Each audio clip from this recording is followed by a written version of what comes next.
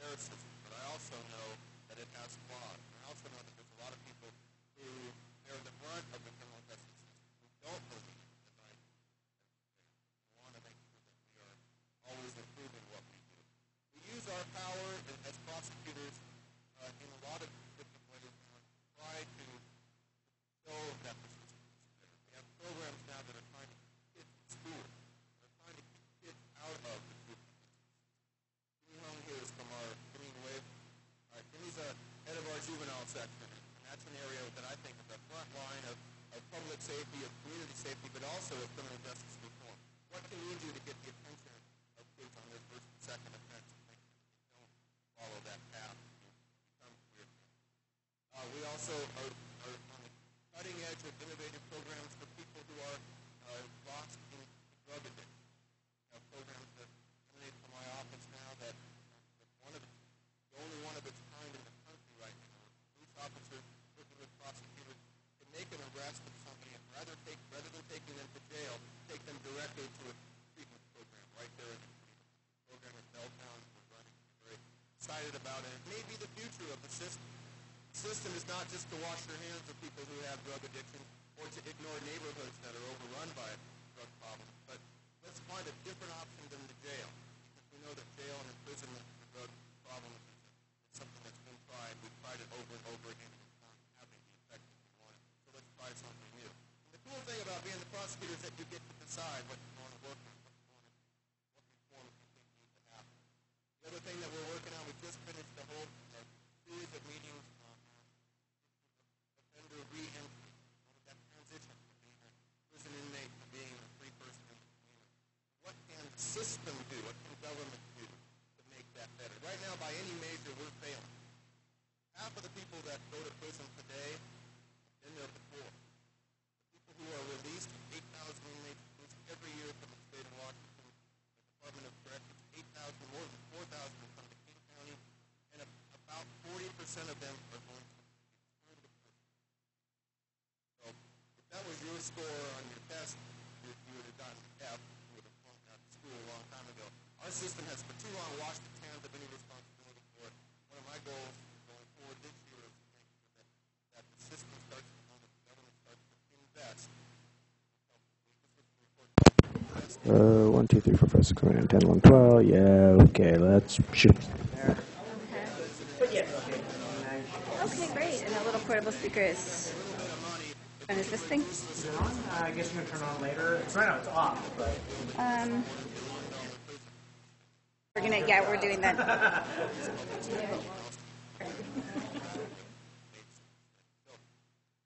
think what we would want to attract in our office people who, yes, want to go to trial, want to have that experience, but know that they're exercising a tremendous power. Authority given to us by the people. That after 5 rounds. Please come. I was just handling it. It's a really nice quick video editing. That's why I was still here. I don't know if I would be out here 5 after 5. Thank you so much for responding.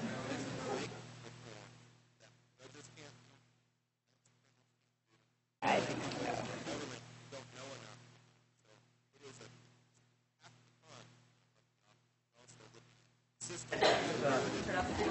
Yeah, there's a little plug here. You could just leave it on. I'll tell you. Yeah, but someone just trying to be on just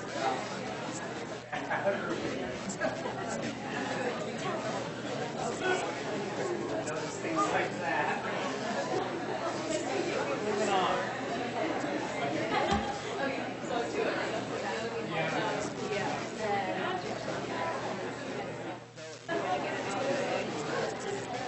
Go to slideshow beginning or use the whole projector screen now.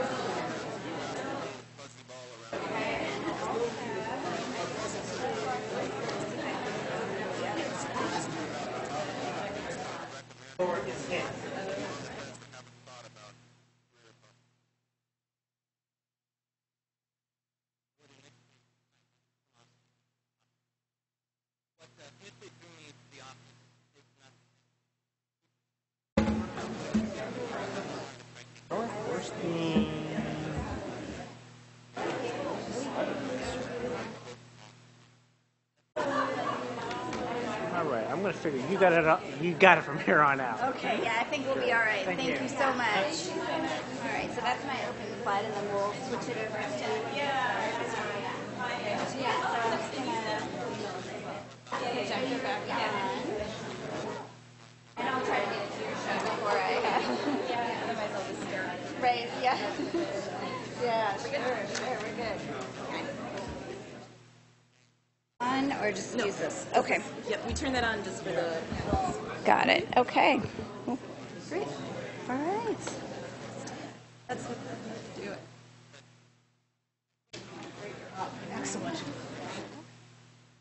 Oh, if you get a chance, could you announce that we'll have flyers for this? This is a guy Okay. from the UK who's going to come and talk about the British healthcare system, Oh, sure. and Okay. it'll be next week. So Okay. I can leave them someplace. Okay, great. Okay, can I have one? Are we announcing I told programs, others at the beginning or the end? Let's do it. Let's do it now. Do it right now? Yep. So Okay. we have a couple students who want to make a... All right, girls. You're up. I'll leave it up to you. Okay, great. Jen, do you want Okay, well, let's get started. We have a couple of student announcements before we get started. Hello, my name is Jenna Udrin. I work with a group called Sphere, UW Students of Public Health Engaged in Reproductive Rights Efforts. And my name is Olivia Lutz, and I'm also part of that group. Next Tuesday, January 22nd, is the 40th anniversary of Roe versus Wade, which is the Supreme Court case which legalized abortion in this country. And so we're working to organize some events related to that special day. So Sphere is collaborating with the Health Equity Circle and UW med students who are pro-choice to put on a film screening of The Abortion Diaries. It's a 30-minute film, and we'll be hosting it at Fogey North Conference Room, N130, on the 22nd from 12 to 1, and we'd love to have you come. There will be some snacks provided, but space is limited, so come early. Thank you.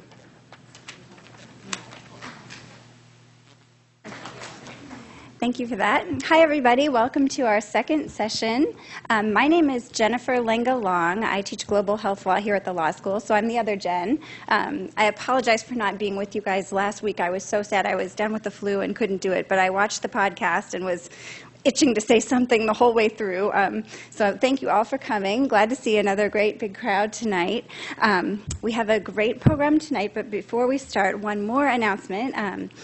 Next Wednesday, January 23rd, from 3:30 to 4:30, in this building, room 115, we have Tom Luce, the former Undersecretary of the Department of Health in the United Kingdom. He's worked with 7 British health secretaries and has been directly involved in key aspects of the financing and administration of the British National Health Service. So now he's dividing his time between London and Seattle, and he'll discuss differences and some emerging similarities between the British and U.S. approaches to paying for and providing health care. So that is Wednesday, January 23rd at 3:30 in this building, 115. And now, I think we just had a couple of quick administrative announcements. One is that next week is our session on human trafficking, and Senator Colwell's unfortunately won't be able to join us. She hasn't been able to tear herself away from the legislative session to get back to Seattle in time. So in her stead, we will actually have Haun Nguyen from API Chaya. She's a social worker who's worked very closely with trafficking victims, as well as Julie Bildhauer, who's the director of Volunteer Advocates for Immigrant Justice. She's an amazing lawyer. I've had the chance to work with her and has done a lot of great work for immigrants and also victims of trafficking. So that's next week. But this week... and we had a question. And some Oh, people sorry, had a go ahead. question about credit. So what was required to get credit for this course. It might not have been that clear in the syllabus. So we would like people to come to 70% of the sessions. If you can't make it to 70% of the sessions, please just send us an email so we can keep track. If you miss a session, we ask that you view it online. So all of these are recorded. Video and recording and posted on both of the websites. So it's all on our system. We hope that you'll do that. We're not going to check. We're not that technologically advanced. We also post readings, and on the websites they're listed under assignments. They're not required. They are optional, but they will enhance your experience here in class. So we Highly hope that you do recommended. read them. Yes. They're highly recommended. Okay. All right. Okay, and with that, we can open our session on girls' education as a pathway towards health equity, and Jen will introduce our speakers. All right. Well, first we'll hear from Dr. Maureen Kelly. Dr. Kelly is a bioethicist working in maternal, neonatal, and child health. She holds a joint faculty appointment at the Katz Center for Pediatric Bioethics and the Global Alliance to Prevent Prematurity and Stillbirth at Seattle Children's Research Institute. Dr. Kelly also serves on the affiliated faculty at the University of Washington Center for Human Rights and is a member of the new UW Global WACh. She earned her PhD in philosophy with a specialization in bioethics at Rice University and completed her clinical bioethics training at Baylor College of Medicine. She has held faculty appointments at Baylor, the University of Alabama, Sparkman Center for Global Health. Dr. Kelly's research is focused on two areas: identifying ethical dilemmas that impact barriers to health for vulnerable pediatric populations, orphans, homeless youth, and wards of the state, and also identifying ethical dilemmas that impact access to antenatal postpartum care for women in developing countries, with special attention to poor pregnancy outcomes such as prematurity and stillbirth. We're also thrilled to be joined tonight by Anne Firth Murray, who I hope some of you got a chance to hear this afternoon at 1 o'clock. Ms. Murray was born in New Zealand. She received her training at the University of California and NYU in economics, political science, and public administration, focusing on international health policy and women's reproductive health. She's worked at the UN as a writer, taught in Hong Kong and Singapore, and spent several years as an editor with Oxford, Stanford, and Yale University presses. For the past 25 years, Anne has worked in the field of philanthropy, serving as a consultant to many foundations. From 1978 to 1987, she directed the environmental and international population programs for the Hewlett Foundation in California.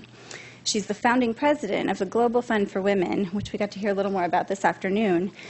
This provides funds internationally to seed, strengthen, and link groups committed to women's well-being.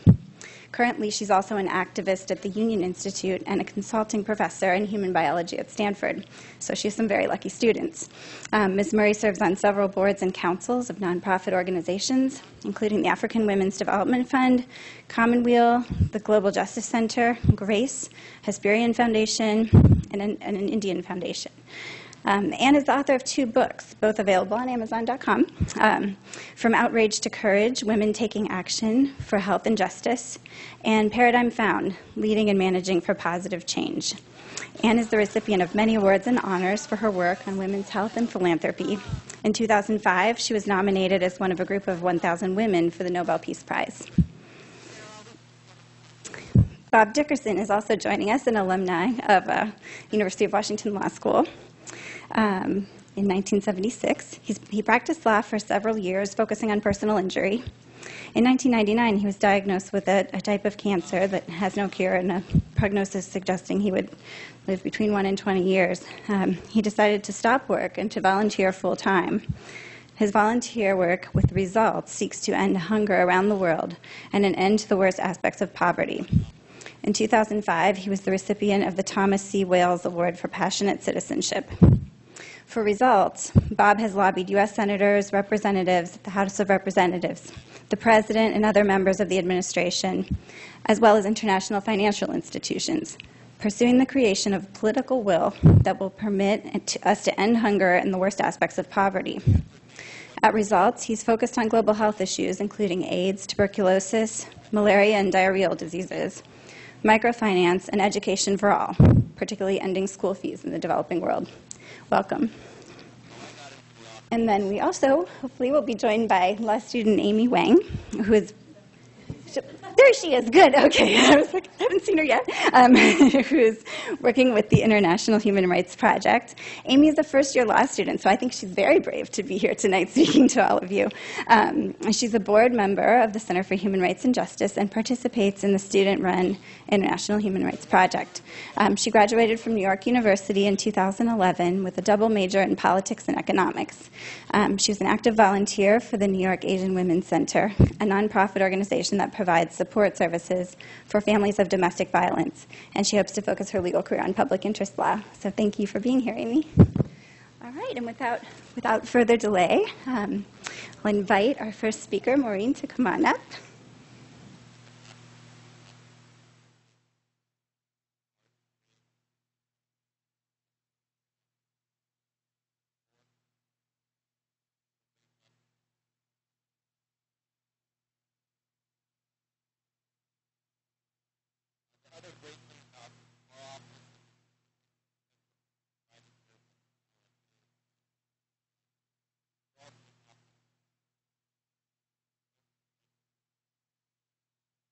Hi, everyone.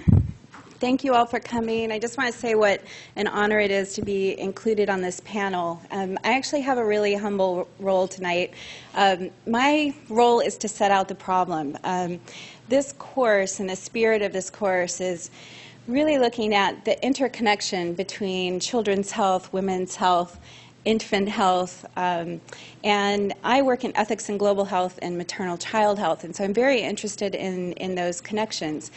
And part of me is really upset that we have to have this session because in 2013, I can't believe we're actually still arguing about the merits of young girls and women needing an education. But unfortunately, we do still need to have these arguments. And so one of the things that I'm going to do is set out the problem in what might seem to be fairly pragmatic terms.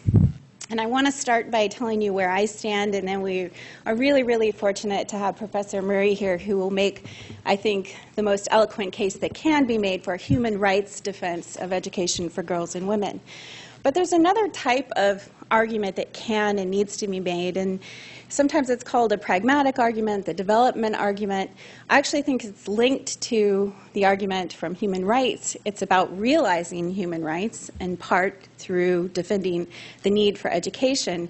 But it looks specifically at the link between health and the education of girls and women. So that's what I'm going to focus on fairly briefly so that we can move on to the other speakers. And then I think Anne will talk in great detail or more detail about the human rights perspective on this problem. Bob is a wonderful example of an advocate talking about the how to move from the rights argument or the more practical argument to the realization of education. And Amy's a great example of a student who's doing that work at the ground level. So the way that I'm moved by this problem in my own work is by the countless stories of young women that I encounter in the clinical context. And I could tell you, hundreds of very, very moving stories from the time I was a graduate student up until 3 weeks ago. And they're all very similar, and they're all very powerful, and they're all about girls and young women struggling to have a voice. And so I think just to put this problem in context, it's important to think about what I think probably moves all of us, no matter what perspective you're coming to this problem from, whether it's a legal background, a human rights background, you're a physician, you're a nurse. In the end, it's about these individual women who would like to flourish, would like to have a family, would like to have a job, would like to have a say in their community, and they have very powerful stories. And at the heart of all of these stories is having an education, is being literate, is having a voice, and having your curiosity fed. So I want to start going to this connection between health and education with some sobering facts. And there are many, many examples. I just pulled a few recent studies to give you an example. If you're interested in others, we'll have some resources available for you. The first is that there are a number of different studies showing the link between just finishing secondary education and having sort of basic skills and control over sexual decisions in particular, but also risky behavior. So we know that girls who don't finish their secondary education are much more likely to engage in highly risky sexual behavior at a very, very young age, to become pregnant at a much younger age, and to die from pregnancy-related causes. So these are all highly preventable health outcomes that are linked directly to not going beyond secondary education. In a very, very sort of common sense way, there are a number of studies that demonstrate that girls who stay in school are much more likely to know the sort of basics of health within their community or context. This particular study of young Bengali girls showed that girls who had completed their secondary education were much more likely to know that you should boil water, and they knew how to avoid basic infections, so not just sexual risk or other social behaviors, but just the basics of how to keep oneself safe and how to keep one's family safe, and what are sort of the basic health measures that you take to have some control over your health at a fairly young age. The other fact and link that I think is really, really critical in this context in particular to underscore is the link between domestic violence and women who are empowered by education or not empowered by education. This particular paper that was recently out in BMC Public Health looked at the likelihood that women who had completed high school education to either leave or stay in a situation of domestic violence. And not surprisingly, the women who had more education were more likely to either not be in a situation of domestic violence or to get out of it if they found themselves in one. The other movement we see, for those of you who are here from Global Health, is an increased attention and sort of powerful focus on the link between women and girls' education and the health of their children, the health of them as mothers during their pregnancy, and the health of their children. And we know that being marginalized within your community or within your political structure it has a direct link to higher rates of child mortality, higher rates of both infant mortality, complications in pregnancy in those communities and for those women. And so one of the things that we're seeing in Global Health in this whole course, and the center, one of the centers sponsoring it, the philosophy behind it, is you're starting to see an explicit link between maternal, child, and women's health. This seems like a no-brainer for anyone looking into global health from the outside, but it's a really significant paradigm shift, and it's driven by this realization that all of these problems that we're all worrying about and spending entire careers on, whether you're a neonatologist or whether you're in women's health or whether you're in education or politics and law, they're connected. They're intimately connected. And so in the health realm, in the clinical realm, we're starting to see much more deliberate focus on those connections, how to address them, and how to address the upstream contributing factors to health.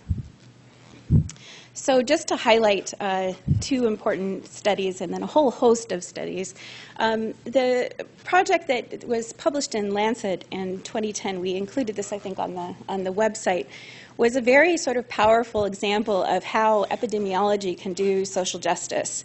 The Gakadao paper very, I think, technically and powerfully linked the increase of education of women in countries and a direct link to a decrease in child mortality under 5. This, though, is built on almost 2 decades of research essentially arguing for some version of that connection. So again, I go back to my angry start, which is why are we still having to do a Lancet paper on this connection? It's a critical paper, it's influential, it's important, but why do we still need that level of research and argumentation to make the case to ministers of health, to others, that education has direct impacts on the health of women, the health of communities, the health of their children? So let me just present the same data visually in another way. I'm a visual thinker, and sometimes it helps to look at numbers in another way. This is where under 5 deaths continue to occur. The larger, the more bloated, the more numbers of childhood deaths under 5. This is where illiterate women live. We'll go back again. You could almost overlay the maps directly. You have one of the largest gaps in literacy between boys, girls, or between men and women in those countries that are the largest, Southeast Asia, India. Similarly, let me put the map up of girls who are not in primary school. And again, you might just overlay all 3 of these, and the studies like the Gakadao demonstrate the links and connections between the lack of education of young girls or literacy in women and really devastating health outcomes, not just for the women themselves, but for their children and for others in the community. Where are these choices happening? So you can look at the level of population health and you can see the health disparities. You can see the links to a lack of education in those countries. But part of these decisions significantly are being made in the family. They're being made in the home. So we can rank countries by the level of enrollment, and we can see the lag and we can see the gap across the board, and we can rank them, and we can use this as an instrument for shaming or for cajoling governments to shift funding to to inclusion of young girls in school and completion of school. But one of the challenges is that you see these lags in highly developed countries. Then I just wanted to ding ourselves along with everyone else. These are our dropout rates. This was as of 2007. And while boys still have higher dropout rates than girls, look at the significant number of girls that are still dropping out of school in the U.S. And look at the disparities between ethnic groups. On the far right-hand side, American Indian girls and women and boys, and then Hispanic and Black. These are unacceptable dropout rates, and they're directly linked to other socioeconomic factors. They're more likely to end up on Medicaid. They're more likely to have sort of basic health setbacks in life.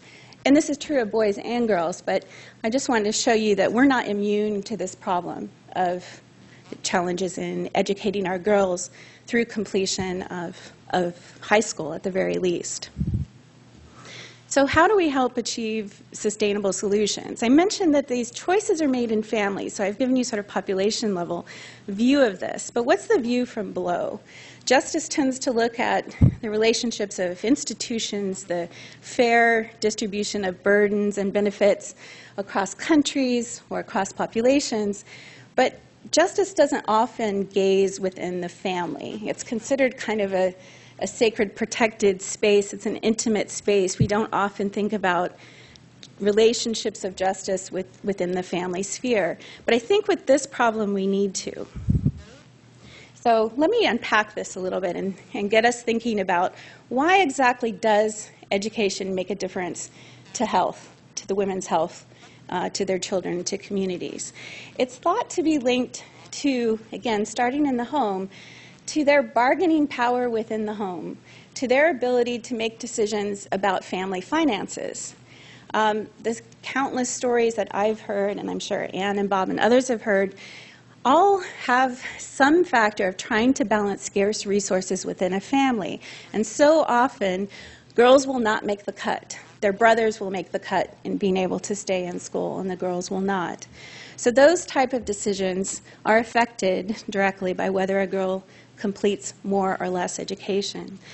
Second, if they have more sort of bargaining power within the family, within the marriage, and it also includes decisions such as birth spacing and whether to get pregnant or when to get pregnant, that then spills over into the community, that women that have more sort of power, empowerment within their family, within their marriage, tend to also have more power within their community.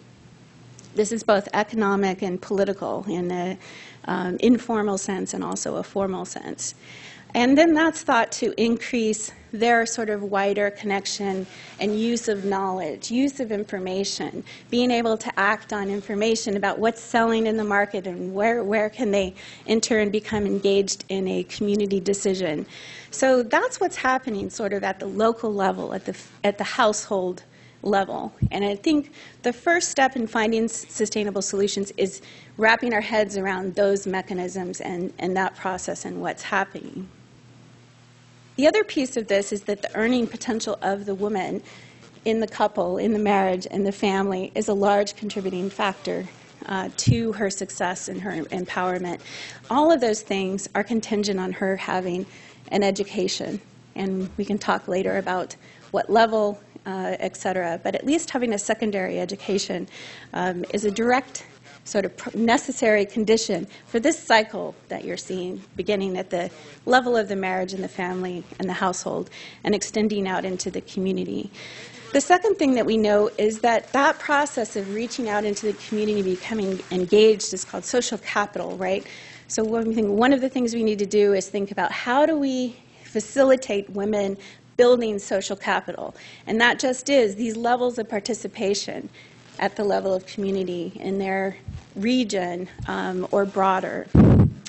There are a number of different examples. This was one study in Zimbabwe showing how women who were engaged in community groups they all started out HIV negative. At the end of the study, the women that were more engaged, participated in a community group, were less likely or had lower rates of HIV acquisition. So this is just one illustration. The second thing I think we need to do is help women to organize themselves. This is outside of the hospital in Chihuahua where some of us work. And one of the things that was frustrating to everyone is that the women were all there in between visiting their babies or their children, and they were sometimes in pairs talking, but they weren't organized. And so one of the things this hospital has done is tried to organize the women to help transmit information about antenatal care. So again, it's one example of education about health, about a specific set of health needs that was successful because it focused on women who were already present, women who were already there, how to connect them and how to organize them. Similarly, in the same community, there is a relatively new program looking at local outreach and local public education. But one of the critical things they found is they have to figure out how to work across the generations. This particular demonstration I went to in Chihuahua, that is the grandmother, the daughter, and her granddaughter. And they were all dragged out by one of the really dynamic community activists who works there. And they all were listening to a presentation on safe treatment of pregnant women. The message was to the husband and the men in the communities about what they needed for nutrition, about how to keep them safe, about not having them overly burden themselves when they're working in the fields. Very basic messages. And one of the key things that this community has been wrestling with is how to involve the men. And this was one example of a program where they're looking at cross-generational influences, and they're also looking at how do we reach out to boys and men. That has to be part of the solution. The other piece is political empowerment. These are rates of women in parliament, broken down by regions of the world. So those of you from the law school, I think this is a really critical question. It's one thing to think about empowerment in a marriage, empowerment in a family, in a community, or informal forms of politics, but what about very formal forms of politics? We just saw the New York Times cover with Obama's administration, the new administration, right? Where are women's faces in Parliament? Where are women's faces in the seats of power? And last, I think, is the hardest problem to solve, the hardest piece of this problem, and that is how do you get girls to believe on the inside that they're worth an education, that their curiosity is something not to hide, but to foster and support. What is it that we can do to help them believe that, and what can we do to empower them to confront all of the messages to the contrary that they will get, that so many of them will hear? How do we make them strong enough to stand up to those messages? Thank you very much.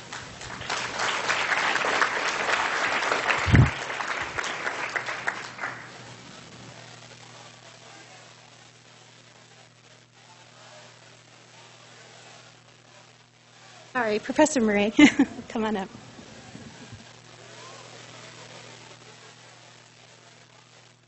Hello. Thank you very much for inviting me. I'm happy to be here. I don't know how many people in the room were at the 1 o'clock meeting. Were there any people who were there? Oh, okay, well, I don't intend to repeat myself that much, but I might. I decided, because we each, the remaining speakers, have 5 minutes each, just to raise some questions, I think. And one thing that I would like to do, I'd just like to almost randomly move from one question to another and hope that we will have enough time for questions from the audience.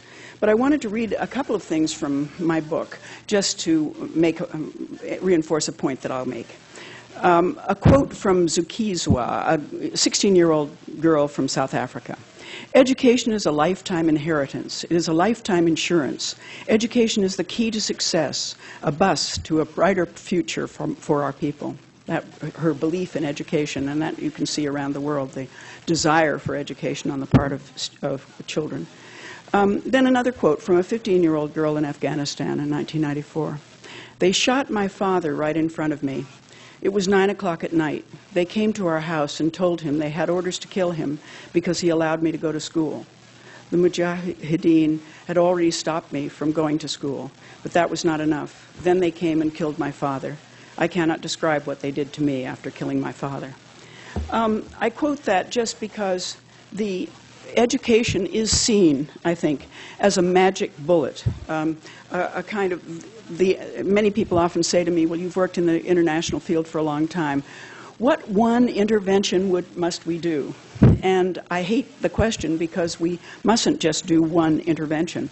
But we're pushed often to the point of thinking the one intervention, if there is to be one, is education for girls. And from the highest offices of the World Bank, for example, one of the, probably the largest donor on this, for many of these issues, particularly for girls' education, it was stated, the best investment for development is girls' education. And we've just heard some of the correlations between education and lowered fertility, education and economic development of different countries, education, girls' education, and changes in the economy or in health outcomes and all kinds of things. The idea that if we educate girls, then this is a wonderful intervention to improve our societies. Well, so one of the points that I'd like to make is that I don't think there's much question that investment in education is a very, very important development goal, I mean, a strategy, method, or whatever. But one of the points that I'd like to make is that I think as we're thinking so intensely about education as a strategy to improve our societies, one of the points, main point perhaps, that I make in my book is that that's all very well and good, but let's not forget that education is a right, and we should be offering education to girls for the sake of justice. They deserve education. So let's not forget the human rights. I don't mean that we need to choose either or. We don't need to choose one, the development approach, which is economic development and girls' education, or human rights and girls' education for justice. I don't think we have to choose one or the other, but we often forget the other, the one that has to do with education as a basic human right and equality for women and girls as a basic right. And that's really the only point that I try to make throughout my book, which has to do with women's rights and health. Now, I wanted to move to just a few other points that I hope that we can sort of tease out in the discussion, and I hope there'll be time for discussion. Education, then, maybe as a magic bullet. Education as the intervention that you can fund. You can convince donors that it's worth funding, whereas you often, and I speak from experience in raising lots of money for the organization, the Global Fund for Women. If I were to go out and try to raise money for the Global Fund for Women, it was much easier to say, let's work with women, let's fund women, let's educate women for the sake of the society, making that development approach, that instrumental approach, rather than to say, let's fund women for the sake of justice. It's much easier. As a result, I think we're thinking all the time in terms of this instrumental approach, using women's education as a benefit for others. It's worth thinking about. I think we can easily go down a kind of slippery slope if we continue down that instrumental path. So education is important and powerful, very threatening. In places where you find that education is offered to girls and that they crave it, as in Afghanistan, it's terrifying for people in power who are in power to maintain power. And so education is powerful and a real weapon, you might say, that is seen to be important enough to actually cut down, to kill people if they go to school. So it's important, and therefore very threatening to a patriarchal society. And most of the societies in which we live are patriarchal. We think in terms of a sort of a tier of power, from those at the top to those at the bottom, whites over blacks, men over women, what sort of diametrically opposed qualities. And we think in these either-or patterns and this patriarchal pattern. And education questions that patriarchal system. And that's very dangerous. So as people are moving up, they're trying to move from one level to another, they threaten the next level up. So we can speak about offering education fairly blithely, but it is dangerous in some places, as we've seen in a number of countries. Just a thought. The other question is a general question that I think has really caused me a lot of difficulty in raising and discussing education in my class on critical issues in international women's health, and that is how we measure the dramatic increases, and we might even say improvements in education. Many more girls are going to school, many more boys are going to school too, many more kids are going to school all over the world. There are still gaps between boys and girls. But we are measuring this, for the most part, with enrollment figures. And enrollment figures do not accurately measure what happens to girls especially. They drop out at a much higher rate. I think we actually saw this to some degree. They drop out at a higher rate than boys. And so we've measured and we've assumed that many more girls are getting education, but the measurement, the way we're measuring it is difficult. Beyond that, it's hard to measure whether education is learning. And we must really question the quality of education. I think we speak very almost simply about the importance of educating girls, and yet people who go in and really focus on what is being taught, how it's being taught, the roles that are being reinforced in education programs. I'm not saying that we should eliminate education when it's bad education. I think we need literacy. We need girls to have access. But at the same time, we're seeing time and time again a quality of education that doesn't really result in true learning for girls or boys in this country or elsewhere. And finally, education for what? If girls finish elementary school and move into high school and go on, then the tremendous question arises, not just for girls but for boys as well. What do they do then? Are there jobs? Are we teaching the appropriate kind? I'm not saying we, but collectively, worldwide. Are we offering education that really is suiting people for the incredibly complicated world that we're now living in? I don't know the answers to these questions, but I do know that I think we're leaving out significant kinds of education everywhere in this country and elsewhere that we probably are going to need in a very complicated world. I'll get back to that in just a second. Maybe I'll get back to it right now, because my 5 minutes might be over. And that is to say that we are facing, today this forum takes up a very complicated issue, a tremendously important issue, education, and linking it with another huge complicated issue, health. We've spent billions of dollars around the world in international aid, whether it's from the World Bank, Gates Foundation, USAID, and all the numerous donors. And we still are suffering major problems with delivering this service. For example, education may allow a girl to move up through that hierarchy, but it doesn't protect her from being raped or going home and suffering domestic violence at rates that are epidemic rates around the world. 1 out of 3 women will suffer domestic violence in her life, a pattern of violence, not just an occasional shove. A major human rights issue is this violence issue, and education, unfortunately, doesn't help that. It's never held up to help everything or to solve everything. But my only point here is that we aren't going to be able to solve the problems of education and health and so on, poverty especially, unless we move to a focus on some strategy that will lead us to be treating each other better. It's a very, very important underlying issue. Rich women are beaten in their homes just like poor women. Maybe not at the same rate, but almost at the same rate. And those human rights issues, particularly around the issue of violence, I think can't be set aside when we talk about how to deliver effective education programs for better health.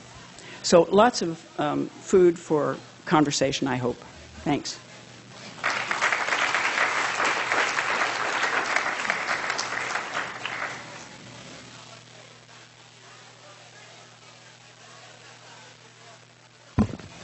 Right. Hi, I'm Amy. I'm here representing the Law School Center for Human Rights and Justice and the International Human Rights Project, which are just 2 student organizations that are organized by students, run by students, to promote awareness of human rights issues locally and internationally.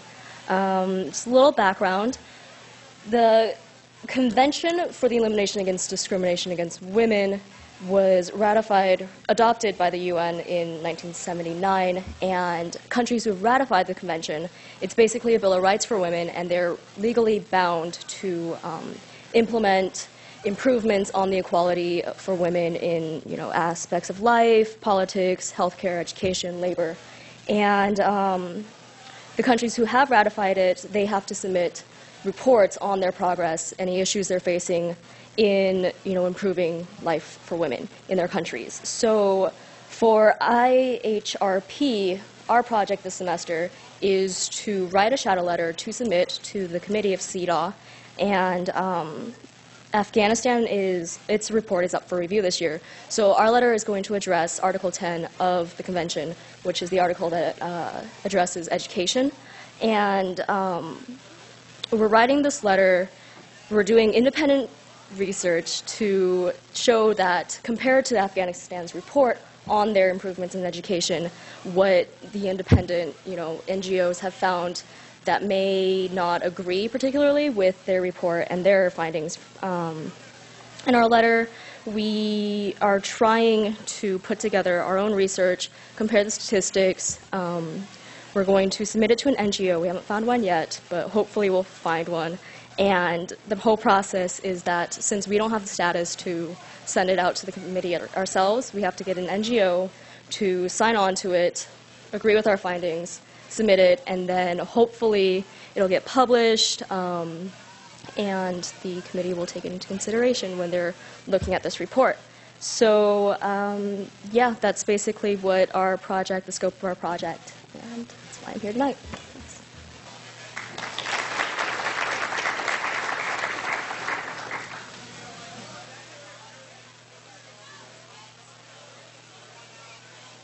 Well, I really appreciate you all being here tonight, and I'm honored to be on a panel with these other speakers. And I wanted to talk just a little bit about, since there's been some talk about the difference that education makes, but I want to go say a little bit more about that. And then I also wanted to talk about some specific things that are available to all of us to do to make some of these things more a reality. As Ann indicated earlier, the United States hasn't even adopted CEDAW. It used to be that Sudan was our partner. They hadn't adopted it, but maybe they have adopted it now too, so maybe we're the only one. And we should. So with respect to education and females, I think the statistics are just incredible, and perhaps because of your backgrounds, a lot of you may know this, but for instance, just a primary school education, going through 6th grade, that for children in the third world, in the third world, who complete a 6th grade education, their rate of HIV/AIDS is 50%, half of what girls who have no education have. And when they go through secondary, girls have a rate of HIV that is 75% lower than girls who have no education. A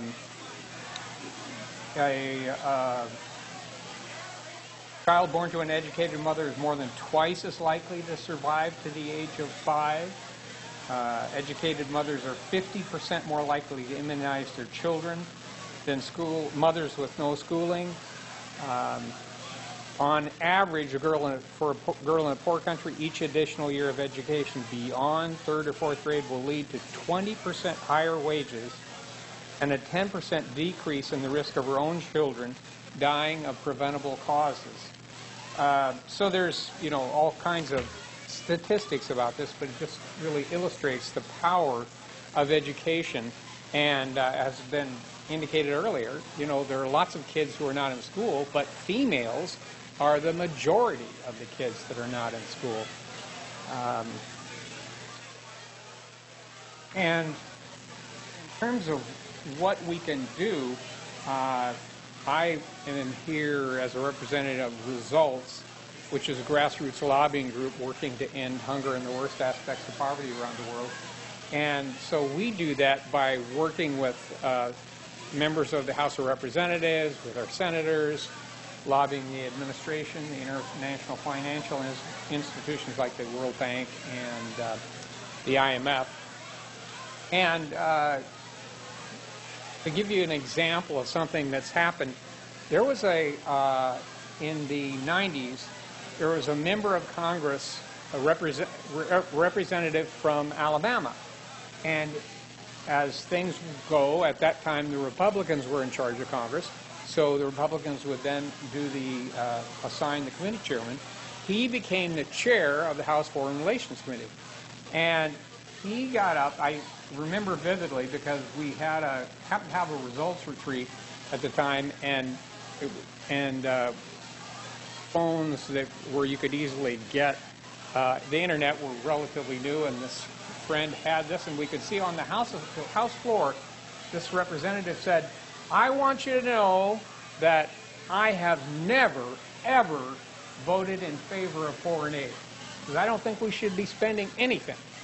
And this is the guy who's taking over as committee chairman. So what we did is we worked with representatives, all the representatives in our different groups around the country, and said, we think that foreign aid is important, particularly education, particularly global health, and particularly microfinance.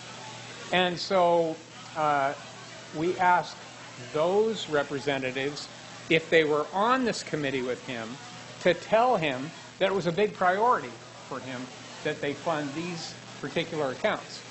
And for those who were not on that committee, we asked them to talk to their colleagues who were on the committee. And so, at the end of this man's chairmanship, after I think it might have been as much as 8 years, but in any case, when he was done being the chairman, there was a hearing, and Colin Powell was called to the hearing, and it was in front of the same congressman. And there had been some news at that time that the Bush administration was thinking about cutting some of these accounts. And so this guy who before had said, "I never support foreign aid," read the Riot Act to Colin Powell and said, "I want you to know that these are the most important accounts, and I want to make sure that you're not even thinking about cutting any of these." So we can all make a huge difference. And this 5 minutes goes really fast. So let me just say one other thing, because a lot of times people say, "I'm one person, what can I do?" And there are so many great one-person stories. But there was a study of congressional aides 2 years ago, and they were asked, if your boss has not yet decided, hasn't made up their mind about a certain issue, which way they're going to vote, what is the most important thing that will get them to make a decision? And while I think we all know about lobbyists, each member of Congress has something like 15 or 20 lobbyists, relatively, when you split them all up, and there are millions of dollars spent on lobbying. So a lot of people think, well, probably professional lobbyists. Well, in fact, they were 8th on the list, way down low, and there were only 8% of the aides that said that was the most important input. The most important input, which by a large majority among the congressional aides was an in-person visit from constituents.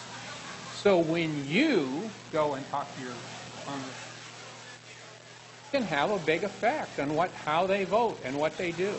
The next most important thing was someone who goes to meet the member of Congress face-to-face on behalf of the constituents. And the next one is letters and phone calls. The next one is emails, all from constituents. So we have a tremendous amount of power if we only use it. Thank you very much.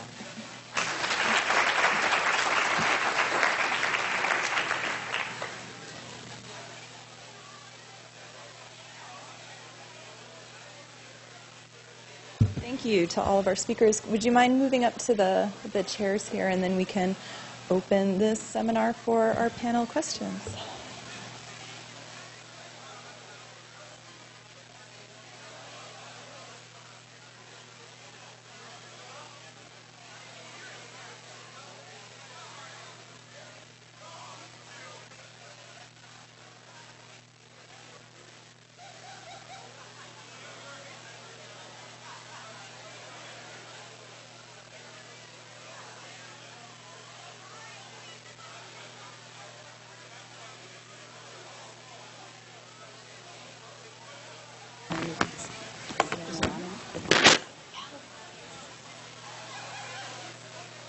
Great. So we'll open the floor to questions from the audience. So who has a question for our panel?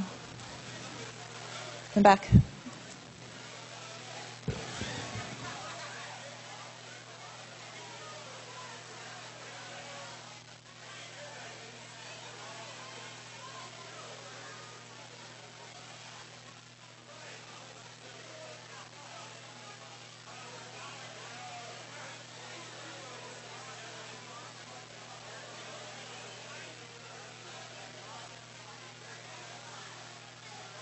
Okay, I'm going to repeat the question so that we can have it on our recording. So the question was to Professor Murray, who made the comment that we need to make sure that we have good quality education, and that even in some countries where there's very high levels of education, this doesn't protect women from violence. And could you give us some examples of where this of measuring? I'm sorry, what was the end of the question? Oh, what kind of education specifically should we be aiming for? Well, I should have expected such a question because I certainly painted myself into a corner on it.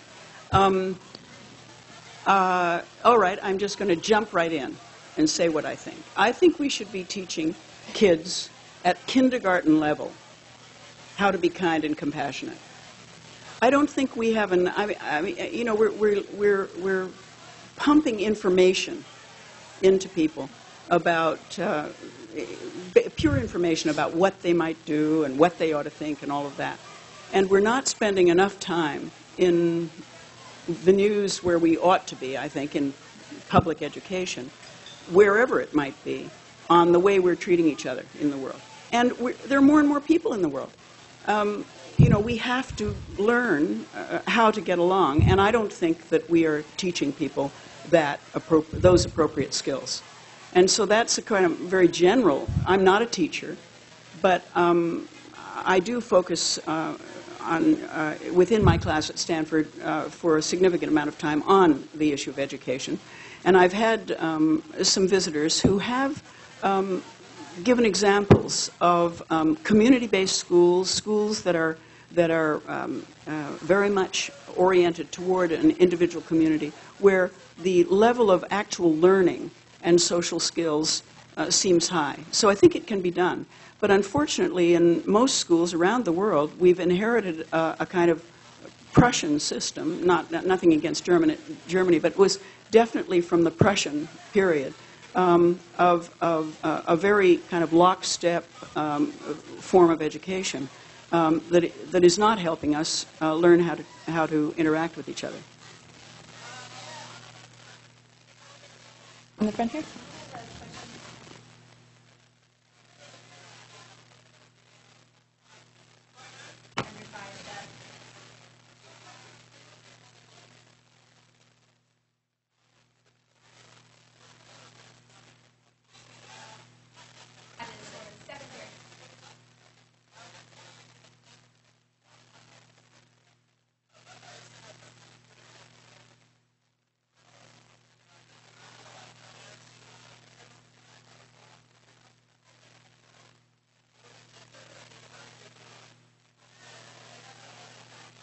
Okay, the question was, is there any evidence that educating women has an effect on improving survival of female infants and reducing some of the gender biases we see in care for newborns and newborn health? And are there any examples?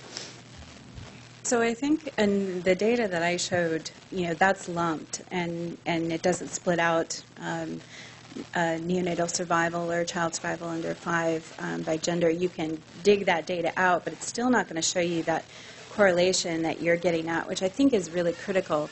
Where you might find it, and I just don't know this, there are others in the room who might, if you look at countries like India or China, for example, where you do have known discriminatory practices against infant girls, you do have data there that will show higher rates of, at least at the country level, right? It's still at the aggregate level, but it's not getting at the correlation of if the mother were educated, would she be less likely to choose a sex selection abortion? I'm not familiar with any data out there on that, but I think it's a powerful question.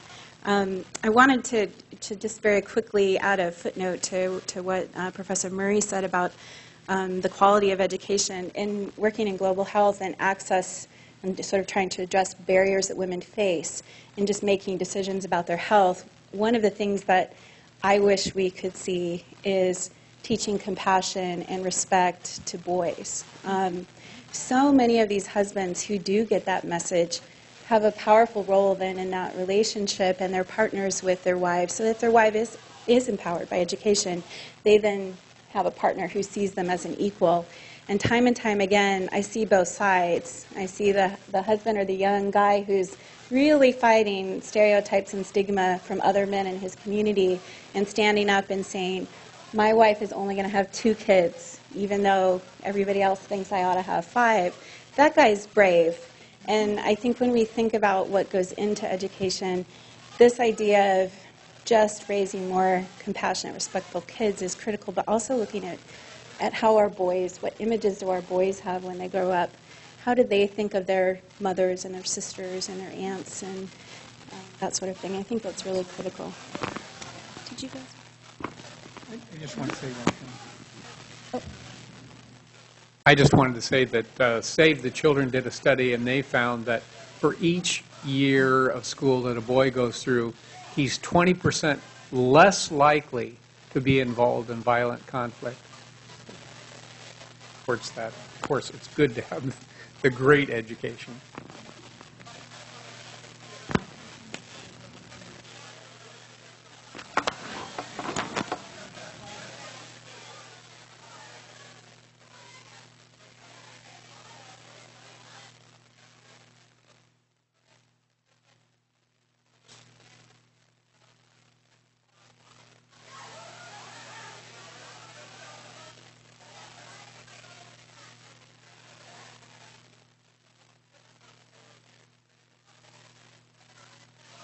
So the question is, the teaching of compassion probably lies mostly within the family, and how can we encourage families to teach compassion to their children?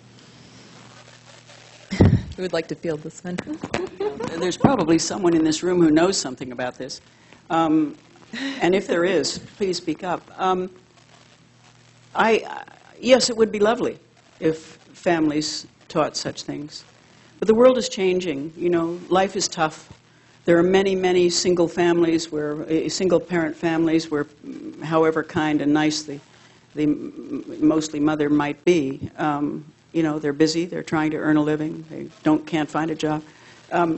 It's just, to me, I'm not disagreeing with you, but that would be a nice hope. But I think that we could make a difference if formal schooling, in a very formal and conscious way, move toward dealing with questions of how we treat each other, relationships, and particularly around, obviously, kindness and compassion.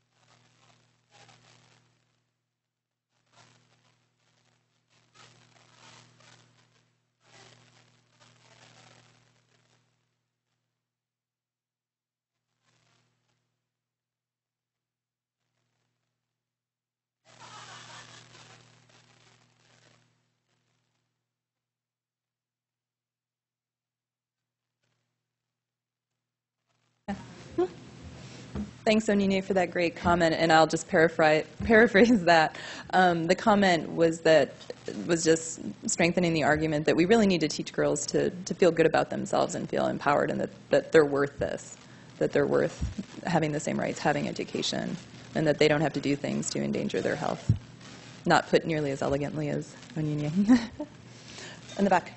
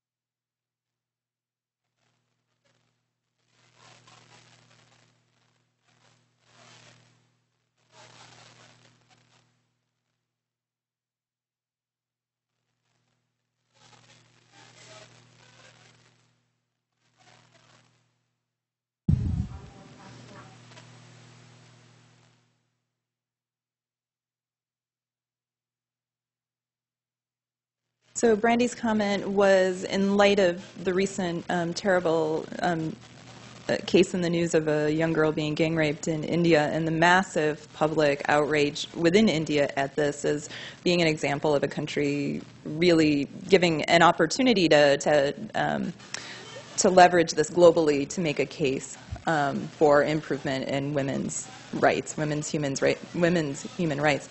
How do we leverage this globally? How do we, take these intensely personal examples and gain momentum from them on an international scale?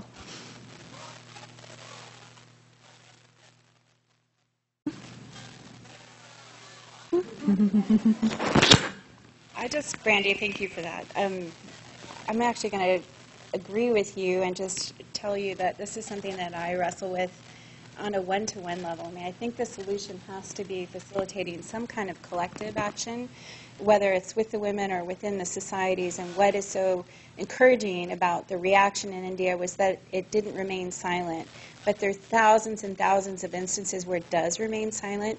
And one of the things I struggle with was Professor Murray's last point, which is empowering women is incredibly disruptive.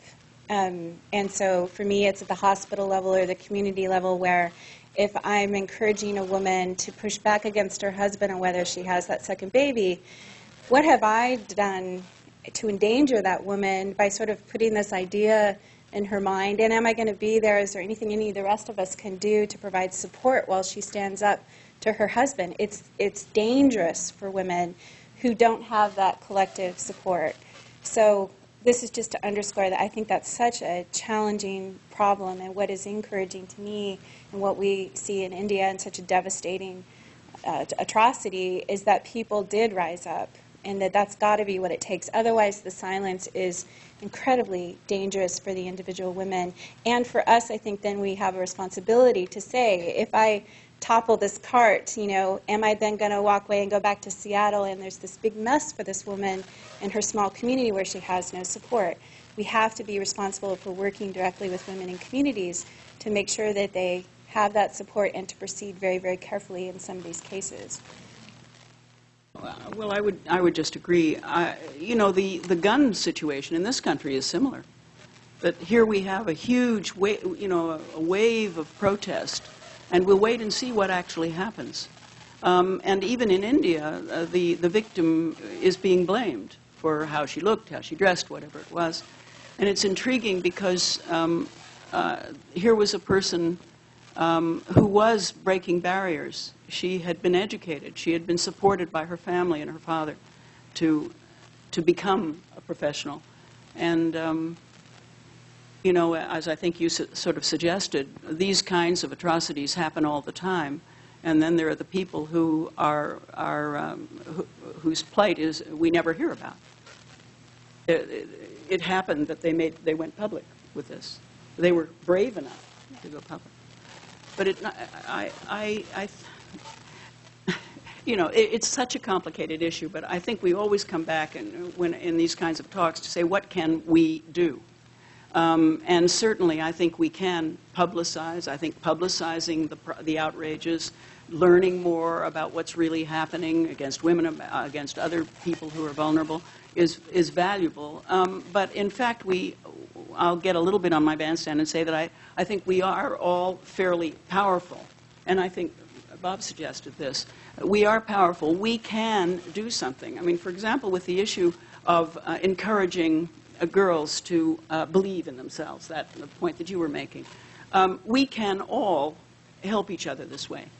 If you're a young student, support your friends. If you're an older person, a mentor, support younger people.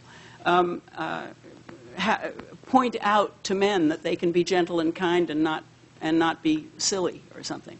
I think we can take a stand. In other words, I think everybody can, in fact, decide to make a difference here in one's own individual life. And I'll just use a little example. It's my own personal example. I was meeting with a student just the other day, and she's not an absolute top student, but she's a very committed person, and she wants to apply for a scholarship that's highly competitive at Stanford. And so she said, well, I think I might do it, I think I might do it. And I just said to her, do it. Win or lose, stay in the game. You can do it. Other people will drop out. You're smart. You're terrific. You have something to say. You might not get the scholarship, but do it. You can do it. And, and I just carried on. And then as she left, she said, well, thank you so much. I mean, I needed that. It really helped her. And for me, it was, after all, just a nice thing to do. But it helped her. So actually saying something, speaking out, having girls believe in themselves, and I loved that in your presentation too. We can all do that. That's something we can do. We have time for a couple more questions. Right here. Sorry.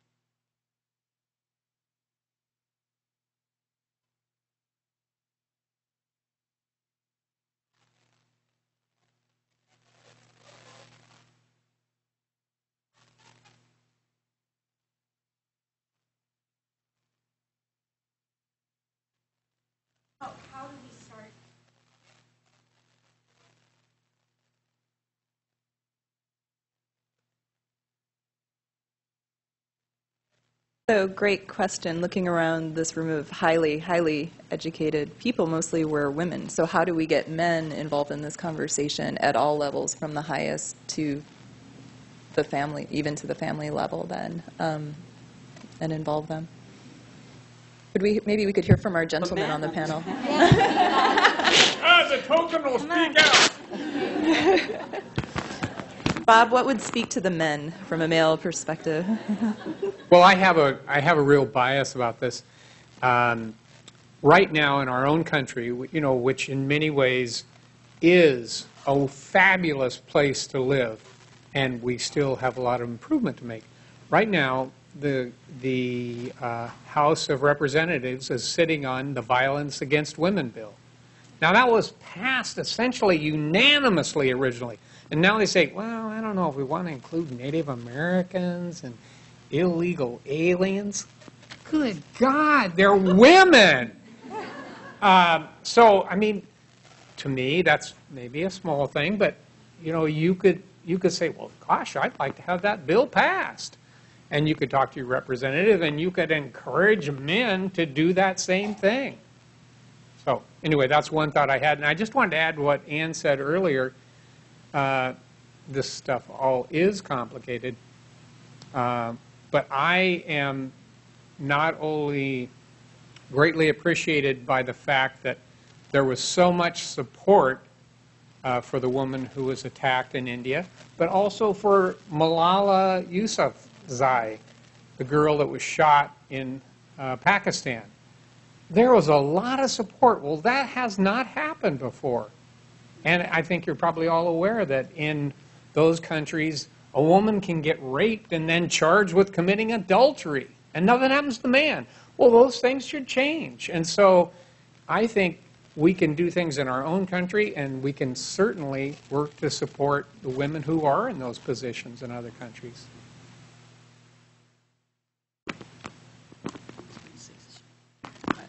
I do want to say something else about this, about how getting men involved. I mean, I think men are kind of lonely if they share our strong advocacy and all of that. I think we have to be really compassionate toward men. I mean, they're taking a chance on things when they advocate for women's rights.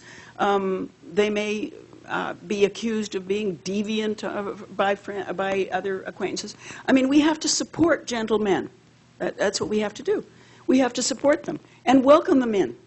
And maybe we really have to encourage them strongly, because I think that they'll hold back and be shy. I've always sort of felt sorry for men in that way, you know, that they can't often I hope we got that on the recording. I have, because that they can't really just be themselves, and so I mean, we have to help them and support them. So it's hard to follow up at that point, but the other thing you can do is men can grab other men, and this is the fellow that I had up on the one slide. His name is Moses. He's a community health worker in Chihuahua. And when I asked him, how did you get the men in the community to come to this educational session, he said, I grabbed them. And so the next session, I went out with him and I watched him, and he meant it.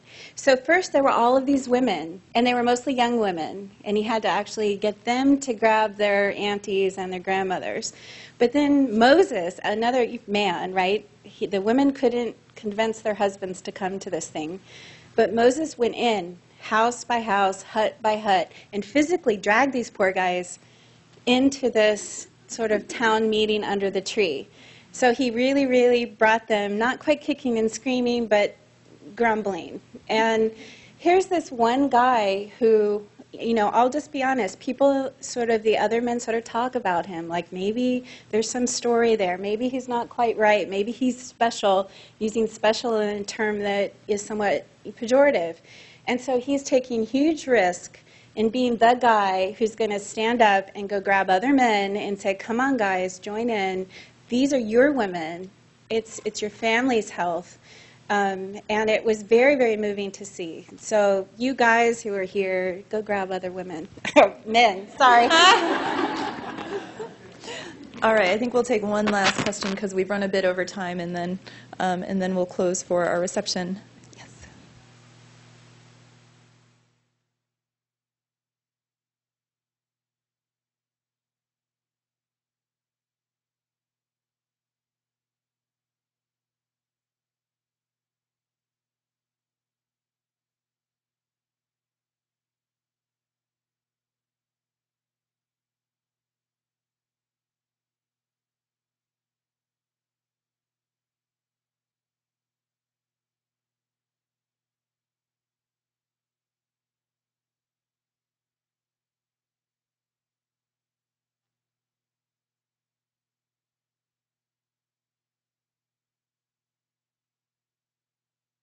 So the question was regarding economic and financial barriers to attaining education, things like school fees, needing shoes, needing books, needing to pay to take exams or to get your degree in some other places. What can we specifically target to improve access to education?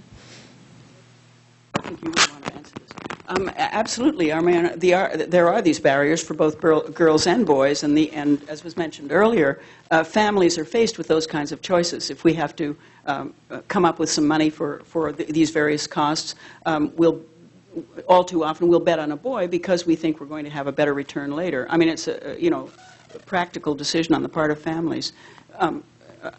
Eliminating school fees has been a tremendous move in country after country as many, many more people pour into the schools because school fees have been eliminated. But then the governments are faced with coping with this onslaught. But I'm sure you have more to say about this because you commented on it in your... Just to second that, eliminating school fees, but at a higher level, I think it's putting pressure on governments to value education and to then eliminate school fees and these other barriers. Instead, what's happening is on a piecemeal basis, those of us that work in communities, you'll get a uniform for this family, for this young girl, or some books, or, we're all sort of tackling on a micro level these barriers, but I think there needs to be a systematic change at the level of governments and the level of investment, that if you have donations and aid and, going in a particular direction and none of it's going toward education, or you have a government that's chosen, like our country and others, to invest hugely in military spending as opposed to education. I mean, these are questions that are very, very hard to tackle, but we have to call them out for what they are. They're not valuing education, and those barriers have such a significant impact on the family level. And there's only so much you can do to help families get over those hurdles. We see this at Odessa Brown every single day. My colleagues in pediatrics who are taking care of families there, the stress that families are under on a daily basis economically is horrendous, and something's got to give. And so if you already are not supporting girls in that community and you have that added stress and you don't have the social safety net, you see the house of cards fall. So you've put your finger on a really important sort of systemic issue, structural issue that has to change and that all of us face. We're dealing with that here in this country. That was a good question. I'm really glad we got to make that point about school fees, because I remember that was something I think Bob had touched upon at lunch as well. Did you have a final comment, Bob? Yeah, I just wanted to say that it used to be that the World Bank required school fees.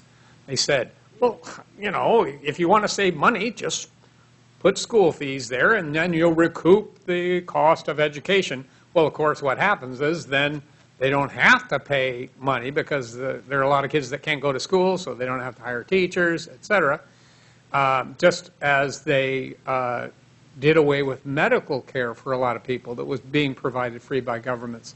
So our group, among others, lobbied the World Bank, and so they dropped that requirement. In fact, now the U.S. Congress has a statement that if U.S. money is provided to the World Bank, it can't be loaned out if school fees are part of the conditions.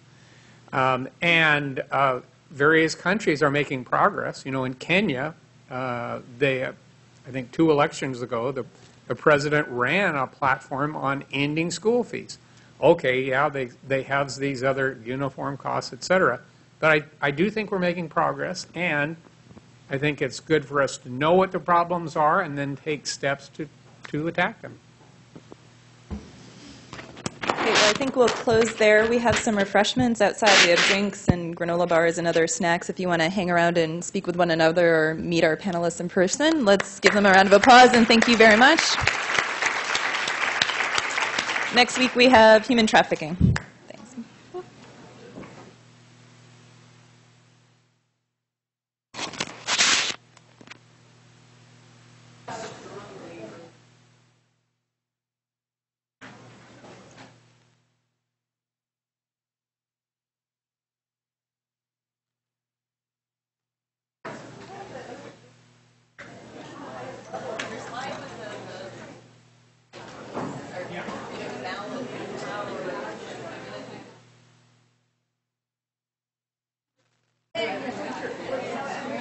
And every time a different global health focus. I'm sure you can get it. Yeah, like 10 topics, right? Yeah, it's great.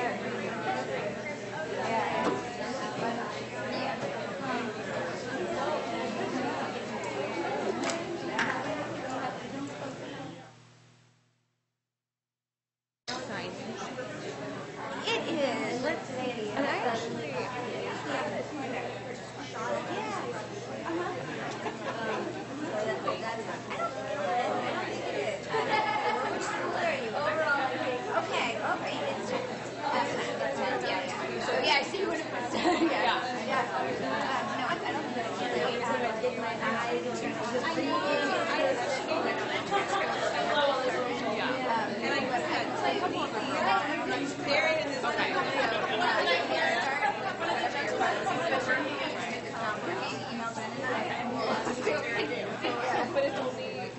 Could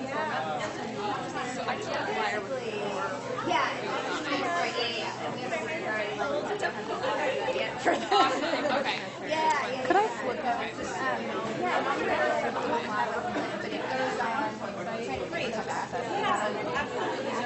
Perfect. Okay. If it doesn't work, we all have UW email, so we can do that if it doesn't work out.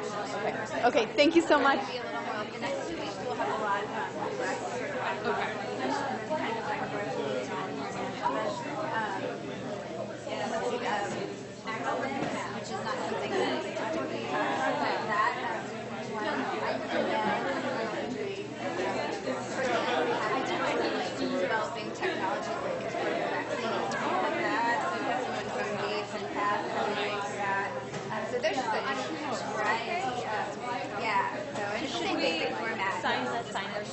Yeah, go for it. And actually maybe note, trying to add Evan's or something like that. Yeah. I was worried that it would be too late, and I want to